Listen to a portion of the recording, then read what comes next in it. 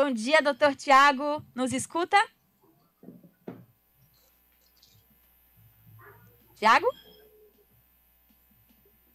Acho que ele não está ouvindo a gente, né? Ele está aparecendo aqui no nosso YouTube, quem está Agora tá. acompanhando a gente. Tá sem áudio ainda, mas tá ouvindo. Se puder ligar, doutor Tiago, a gente Agora, tem... agora eu tô ouvindo. Tô ouvindo bem. Aê, pronto. Bom, primeiramente, bom dia. A gente vai falar hoje sobre a terceira dose, né? A gente começou a aplicação hoje aqui em Salvador em idosos com 80 anos ou mais. A Organização Mundial da Saúde, doutor Tiago, ela já se pronunciou afirmando que é contra a aplicação desse reforço em países que já vacinaram com segunda dose a sua população, porque ainda existem muitos países, muitas localidades que ainda estão muito atrasados, muitos ainda nem começaram a vacinar. Você acha que esse é o momento certo da gente começar essa terceira dose aqui em Salvador? Bom dia, Camille. Bom dia, pessoal. A terceira dose a gente vem vendo que é realmente necessária. Tá? A Organização Mundial de Saúde ela está colocando de um efeito global, né? Mas há efeitos locais. A gente vem vendo, tem um estudo já no Reino Unido mostrando que com 3 meses de vacinas da Oxford e Pfizer, a taxa de imunidade já cai, né? Então, o que a gente vê agora no Reino Unido é as pessoas se reinfectando, se infectando, mesmo vacinadas com 2 doses de Covid-19, tá? Isso não reflete em mortes, mas a gente já vê um grande número de casos entre vacinados. Então, a terceira dose, ela é necessária. Agora, realmente acelerar a vacinação nos países que têm menos capacidade financeira de conseguir a vacinação também deve ser feito. Uma coisa não pode anular a outra. Sim. E, doutor Tiago, a gente aqui vai ter essa aplicação da terceira dose com idosos que já tiveram a segunda há 6 meses. Por que esse intervalo mínimo de 6 meses da segunda dose? O intervalo é o que se acredita que a imunidade caiu ao ponto de a pessoa estar muito desprotegida. Então, baseando nessa ideia, é que se espera os 6 meses para ter feito essa terceira dose de vacina.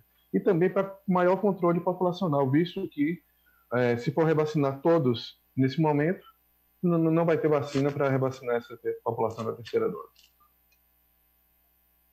Pronto. E, doutor Tiago, assim, a terceira dose, a gente comentou aqui, né? Ela será feita apenas com a vacina da Oxford e da Pfizer.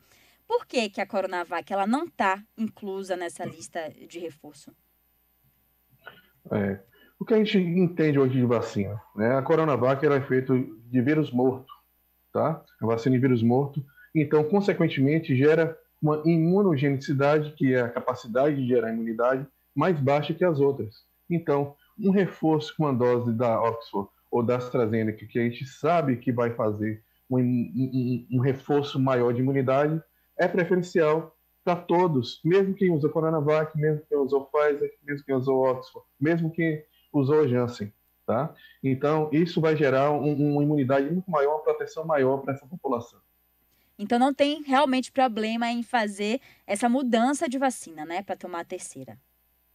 Nenhum. Na verdade, nos países que fizeram a intercambiabilidade, o cross de vacina, a gente tem resultados melhores dos que fizeram 2 doses com a mesma vacina, né? No Reino Unido, fala muito do Reino Unido, que é um espelho para a gente, porque ele já tem uma população grande, tem uma população grande já imunizada, é muito maior que Israel, então a gente pode tirar algumas conclusões de lá para que a gente tenha um cenário do que vai acontecer aqui.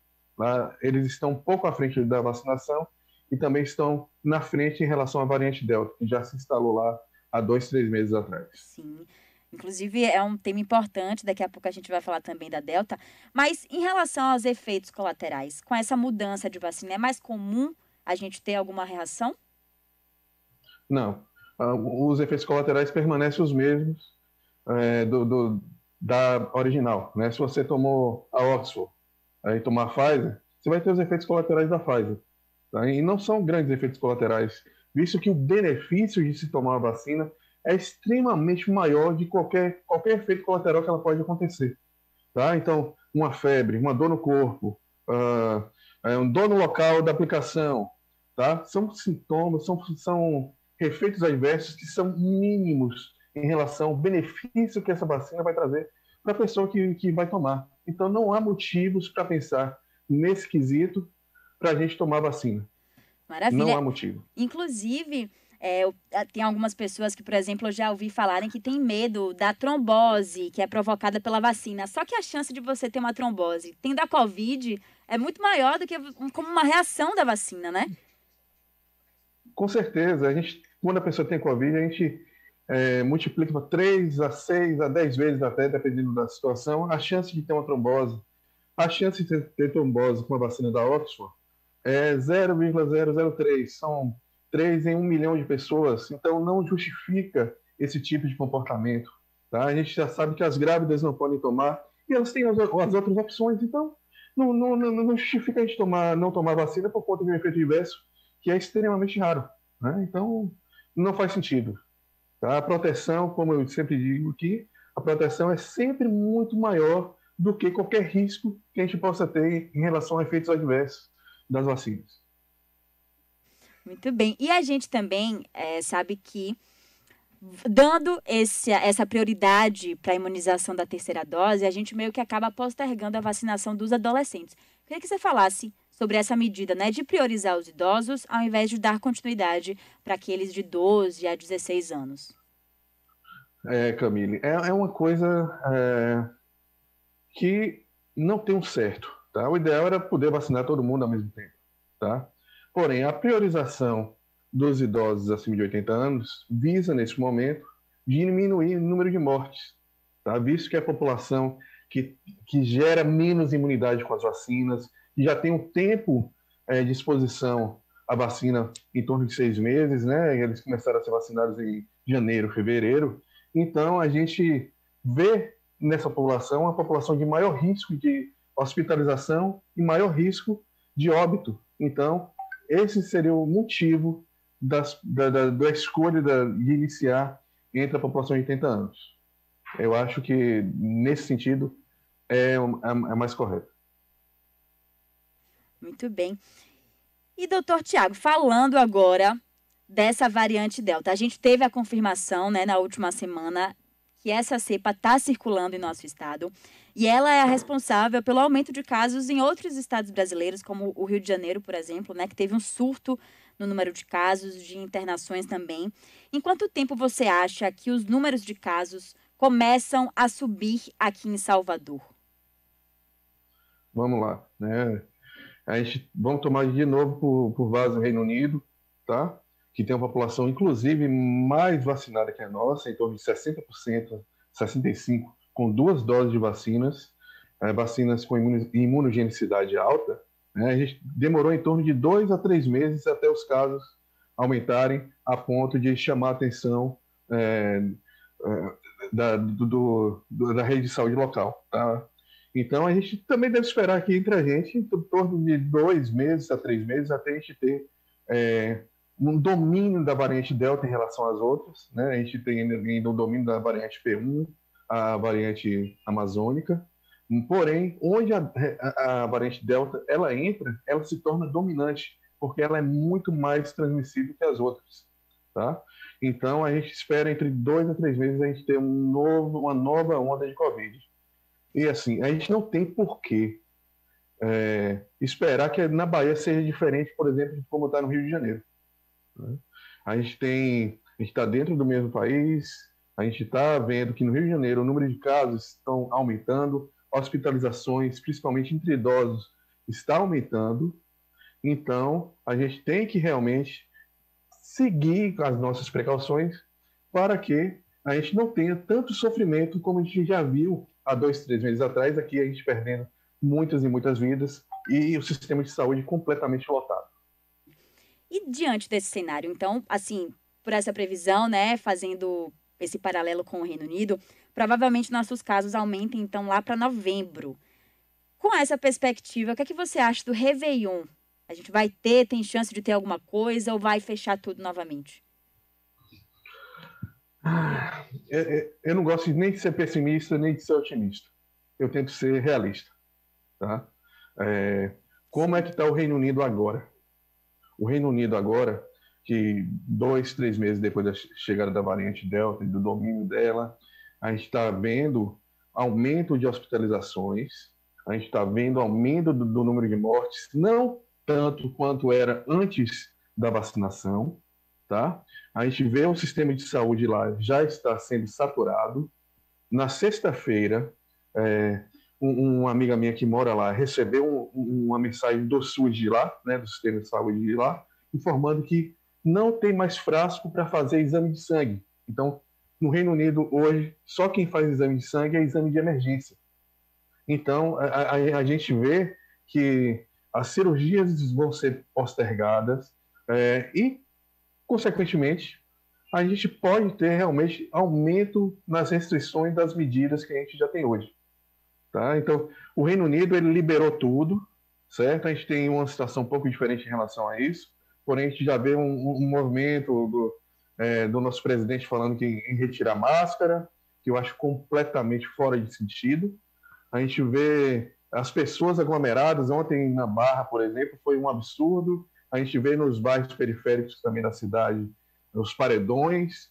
A gente está completamente esquecido das precauções. Então, a gente deve voltar para nossas precauções para que a gente não sofra. E o Réveillon, eu estou muito temeroso realmente de que a gente não possa ter Réveillon de novo. E quiçá o Carnaval. Né? Então, a gente tem que esperar a nossa onda para ver o que vai acontecer com a gente. A gente não tem por que pensar que vai ser diferente do Rio de Janeiro como está agora. Tá? E que isso vai levar com certeza novas restrições, porque o que a gente espera? Não perder vidas. E para não perder vidas, a gente tem que se privar de algumas coisas nesse momento. Sim, né? Importantíssimo. E é claro que a gente tem que considerar, né, o que pode acontecer ou não, para a gente também não ficar no mundo de ilusões, achando que vai ser tudo lindo, tudo ótimo. A gente precisa realmente olhar por essa perspectiva realista. Mas uma pergunta, doutor Tiago. Nos Estados Unidos, o presidente Joe Biden, ele disse que lá eles estão vivendo agora uma pandemia dos não vacinados, né? Que inclusive esse número de casos lá, o número de internações, acontece muito em pessoas não vacinadas. Essa é a mesma realidade do Reino Unido? Você tem essa informação? Sim. O Reino Unido também há uma prevalência muito grande entre os internados das pessoas não vacinadas, tá? Você ser vacinado, você tem uma chance reduzida em 50% de não ser internado lá no Reino Unido, certo? Nos Estados Unidos, o movimento anti-vacina é muito grande, principalmente no estado, por exemplo, Alabama, Texas, né, que a gente viu, inclusive, um chefe do movimento anti-máscara, que infelizmente faleceu ontem, lá, que 30 anos, não se vacinou, ele não usava máscara, não procurou ajuda médica, usou ivermectina, usou zinco, usou vitamina D, usou tudo que vitamina C, usou tudo que as pessoas acreditam, algumas pessoas acreditam que possa funcionar para a Covid-19, e com 30 anos ele deixou a esposa grávida e mais 2 filhos. Então, é um apelo que a gente tem que fazer para todos. A gente tem que vacinar. Não existe salvação sem a ciência. A ciência que vai guiar a gente no que a gente deve fazer em relação às nossas precauções, às nossas atitudes em relação às vacinas. Tá? Essa terceira dose também é impulsionada em relação ao que a ciência está mostrando. Não é uma ideia minha, não é uma ideia de alguém que falou, precisa da terceira dose. Não. Como também não é ideia das pessoas, você deve usar não a máscara. Isso são dados baseados no que a gente deve fazer de acordo com a ciência para que a gente tenha menos casos, menos efeitos em relação à saúde geral da população e também a óbitos. Não adianta a gente fugir disso, porque a gente fugindo disso, a gente vai estar expondo todos a uma situação que a gente não quer mais, que é hospitais lotados de Covid, as pessoas morrendo e todo mundo perdendo com isso. Inclusive, a economia também perde com isso. Maravilha, doutor Tiago Lobo. Muito obrigada, viu, por essa conversa esclarecedora. A gente se encontra numa próxima. Obrigada. Obrigado, Camille. Outra coisa que deve ser chamada a atenção agora, Camille, vacinação contra a gripe. A gente também está muito longe da meta da vacinação contra a gripe. Então, a gente não deve esquecer das outras doenças, das outras precauções. Então, a gente também deve se vacinar contra a gripe urgente, tá? Para que a gente também não sofra com outra doença transmissível por via aérea. Maravilha. Um grande abraço para todos. Então, vamos seguir nossas precauções, vamos evitar aglomerações, que a gente está num caminho que parece não ser muito bom daqui para frente.